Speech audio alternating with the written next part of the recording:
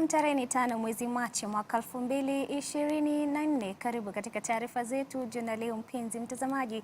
Jina langu ni Dolly Mwirigi Mbuvi na ananisaidia katika lugha ishara anafahamika kama Boniface Muridhi. Karibu tuandamane hadi tamati. Na Rais William Ruto amefichua kuwa marais wa nchi za Jumuiya ya Afrika Mashariki wameafikiana kuunga mkono mgombeaji mmoja kuwania nafasi ya mwenyekiti wa Tume ya Muungano wa Mataifa ya Bara Afrika AU.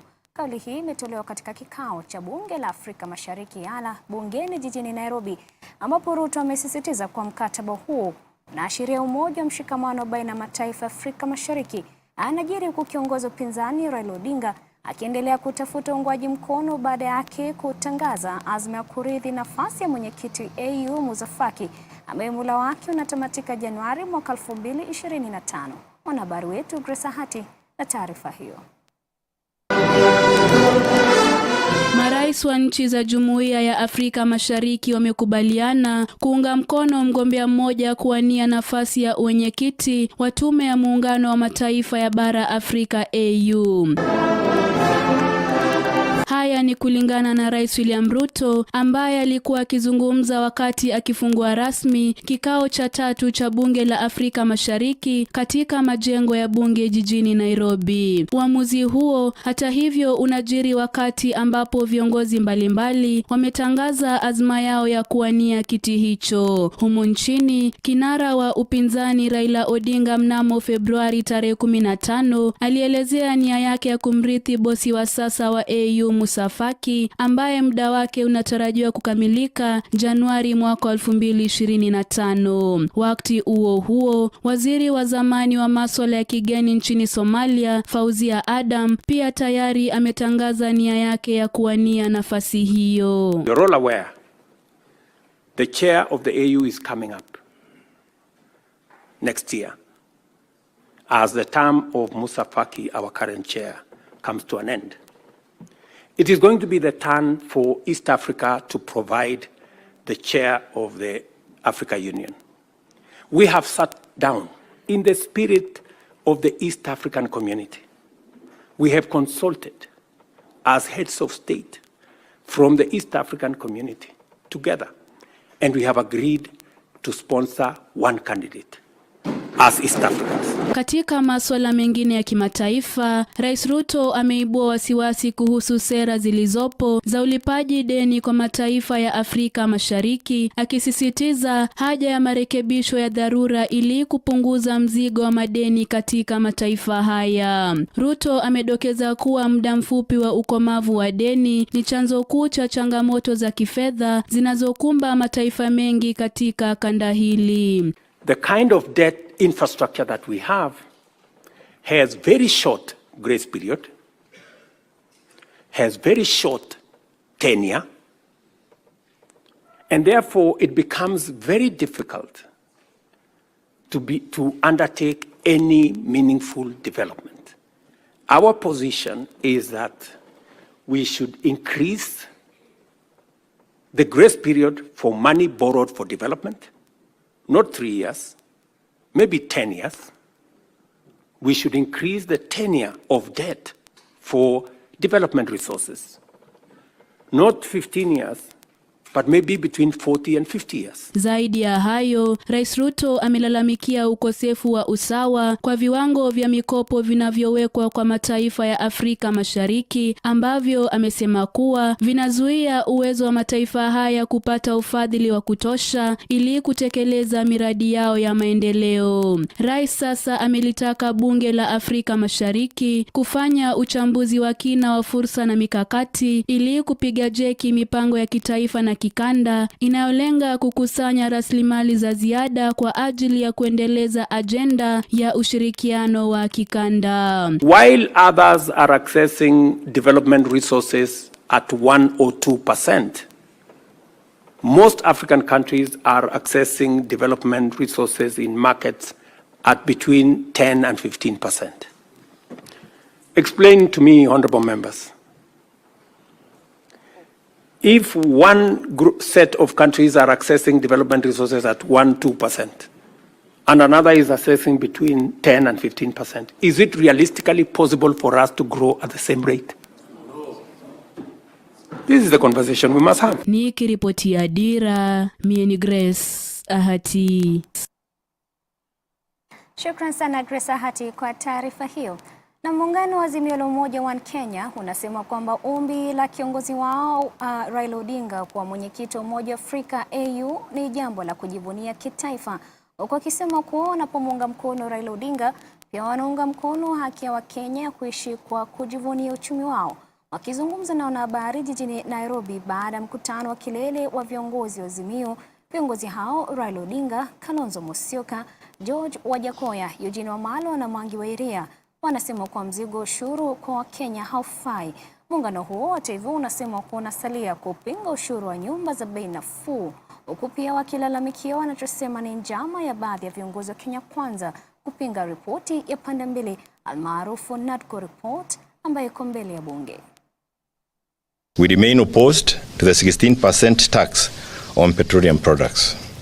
We remain opposed to the housing tax and its colonial undertones that make it look like the infamous hutch tax of the colonial era. We are deeply opposed to the high pay rates that Kenyan workers are being forced to endure. We remain opposed to the subjection of the retiree pensions to taxation. We also remain opposed deeply to the idea of subjecting farm produce to taxation. It is our position that forcing farmers to part with 5 shillings for every 100 shillings they make from their farm produce is unreasonable and cruel.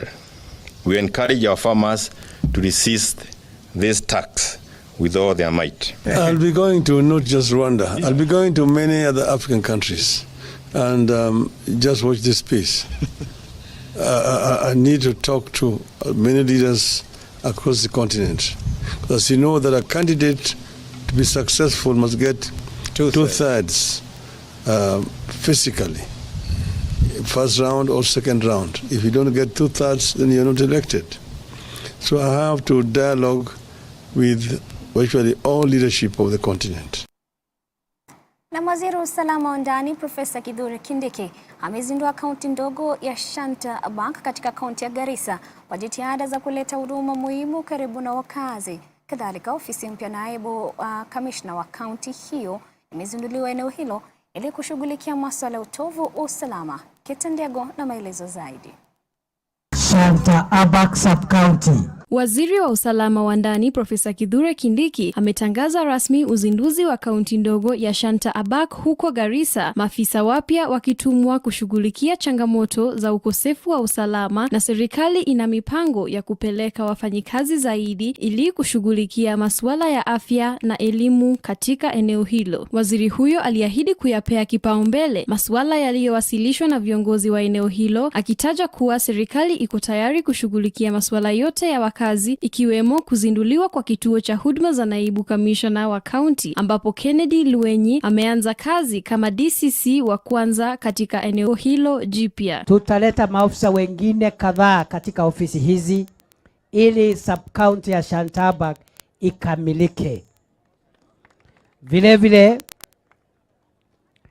nikiwa hapo niseme ya kwamba ile ombi ambalo limeombwa na mheshimiwa MCA wa hapa la kugazeti police station mpya, hata hiyo ombi nataka niseme ya kwamba serikali imekubali.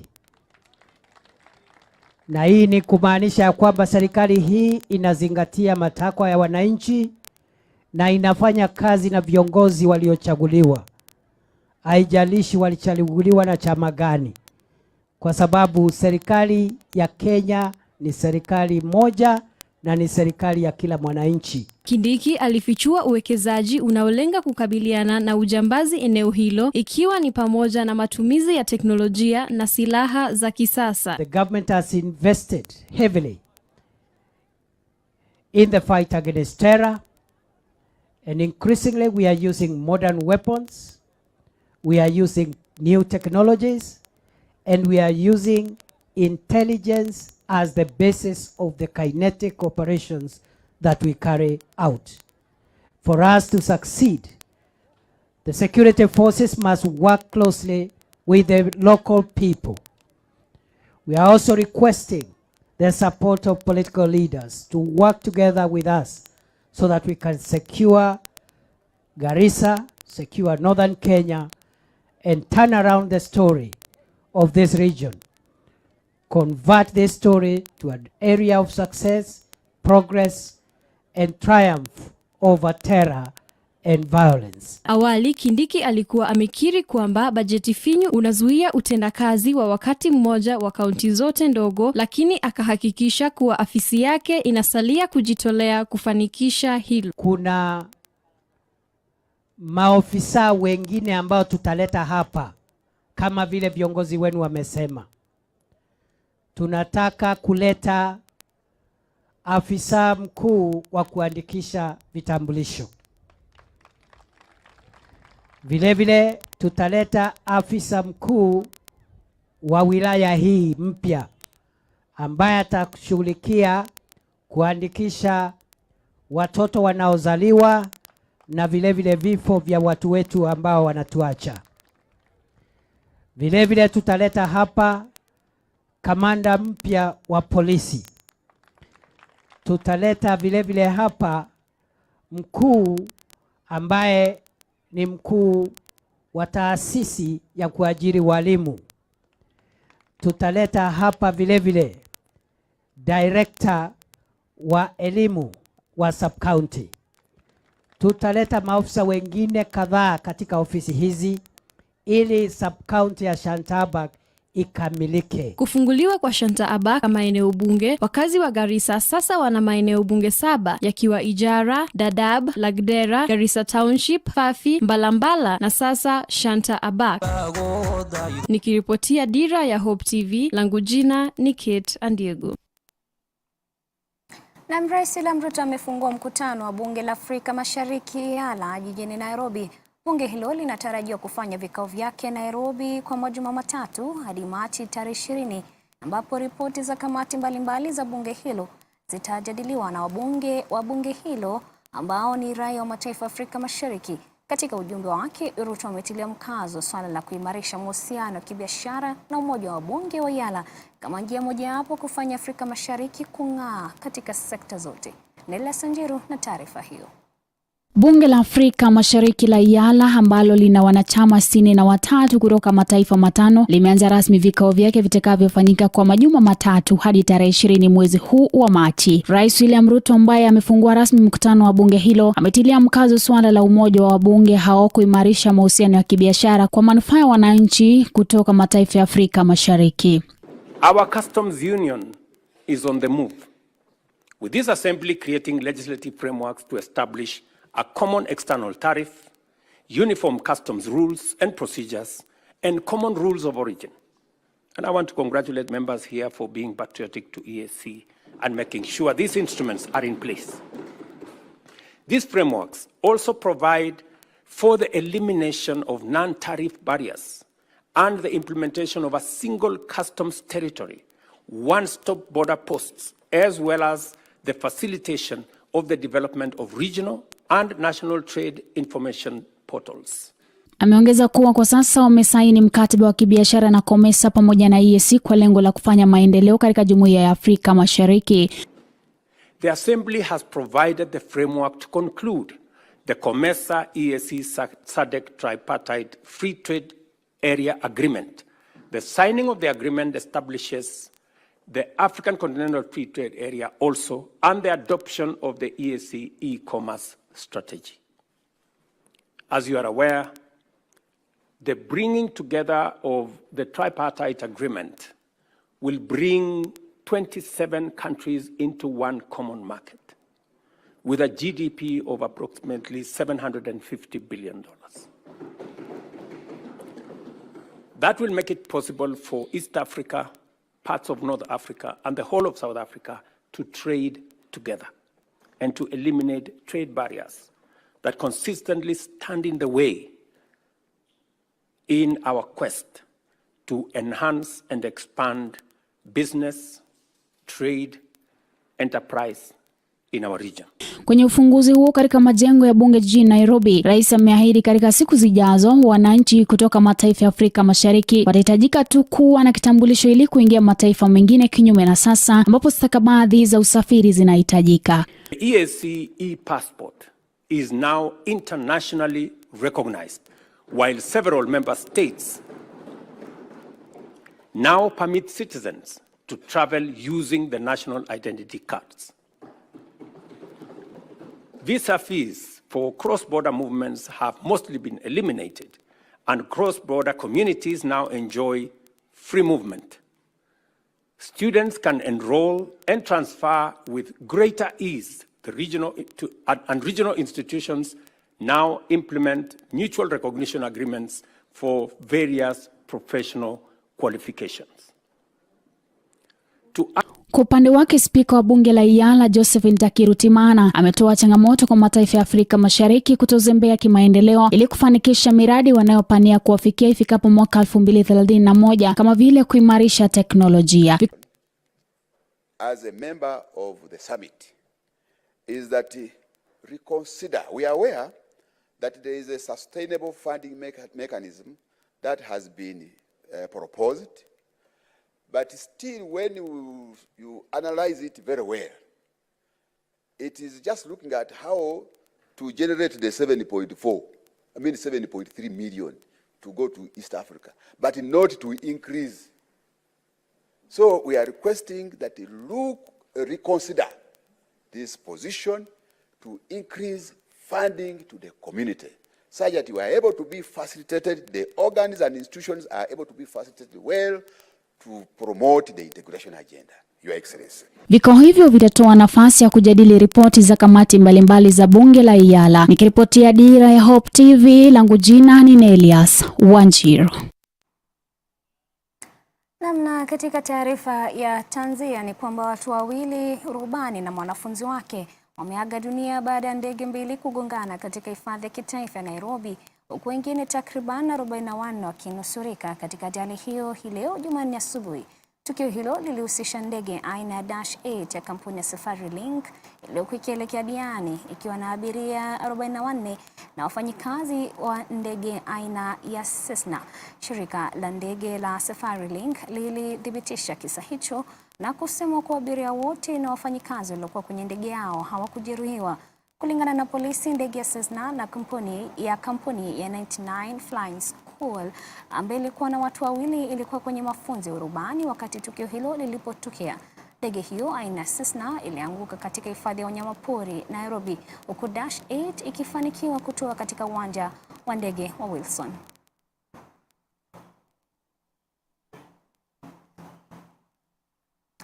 Na wazazi kutoka eneo bunge la Magarini, kaunti ya Kilifi, hatimaye wamepata fueni baada ya wanafunzi zaidi ya 3,000 kupokea ufadhili wa masomo kupitia mgao wa fedha za hazina maeneo bunge CDF.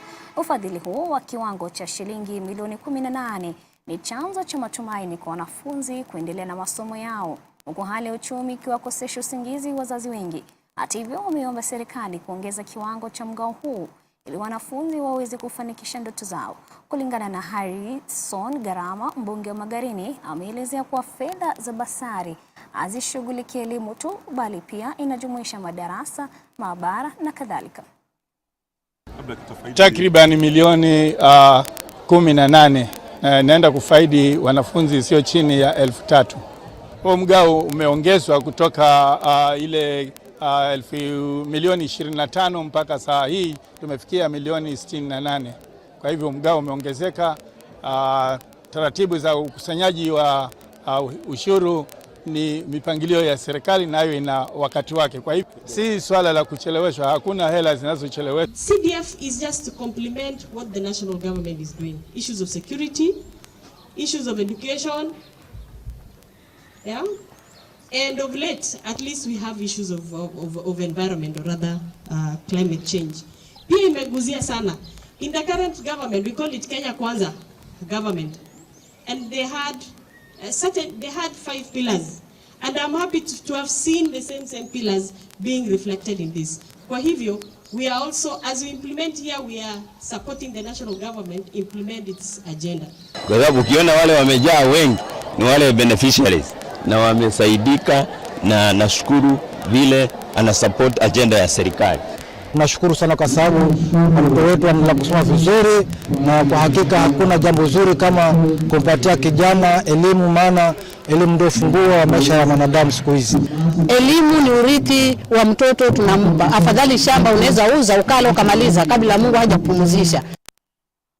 Na kutoka kaunti ya Kilifi sasa tuelekee kule Embu ambako polisi walilazimika kuwatawanya wakazi wa Mbeere Kusini baada ya kufanya maandamano katika kiwanda cha kuzalisha umeme cha Gitaru Hydropower. Wakiandamana hadi kiwanda cha kampuni ya kuzalisha nishati KenGen.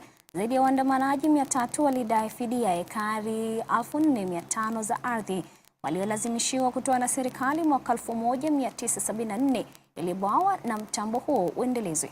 Kulingana na wakazi, ingawa wingi wa walio katika maeneo mengine walifidiwa, kata 6 za Mbeere ambazo ardhi yao ilichukuliwa kwa ajili ya ujenzi wa kituo cha umeme cha Gitaru hazikuwahi kulipwa fidia. Tumeenda safari 12 huko kwao, na wanatuambia ati watatulipa na tuoni hata kitu kidogo. Kwa hivyo hawa watu, sisi tunataka mashamba yetu turudishiwe, tugaie watoto wetu walime huko na wao wakiendesha. KenGen ni yetu na imetusingira hapa, lakini ile kitu inatuumiza. Sisi wa mama tumechoka na kubeba manchi, migongo imeumia. Hii ni stima imepitia hapa, hatuna hata stima. Sasa hii KenGen yetu inatusaidia na nini? Si hata afadhali watuwekee stima na manchi na watupe mashamba yetu. KenGen ni lazima watusikize, serikali ni lazima isikize. Na wacha niseme ya kwamba wale watu wanasema walifanya compulsory acquisition. Hiyo compulsory acquisition ililipwa nani? Wacha KenGen wakuje watuambie walilipa fulani. Lakini sisi kwa sababu hawakutulipa, watoke kwa shamba yetu, sisi tuendelee na kulima. Na taarifa hiyo kutoka kaunti ya Embu inatukamilishia Dira ya TV jioni leo. Shukrani za dhati mpenzi mtazamaji kwa kutegea taarifa zetu, na pia kwa wale wote waliweza kufanikisha taarifa hizi. Jina langu ni Dolly Mwirigi Mbuvi na mtafsiri wetu wa lugha ishara amekuwa ni Boniface Moridhi. Kwa usiku mwanana.